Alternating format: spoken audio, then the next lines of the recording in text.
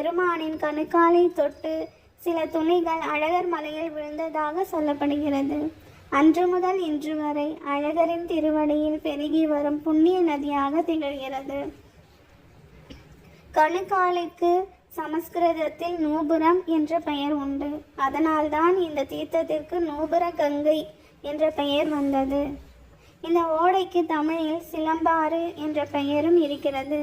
சிலம்பு என்பது கணுக்காலை குறிக்கும். திருமாலின் கணுக்காலை தொட்டு பூமியில் விழுந்த தீர்த்தம் என்பதால் தான் இதற்கு நூபுர கங்கை என்ற பெயர் வந்தது.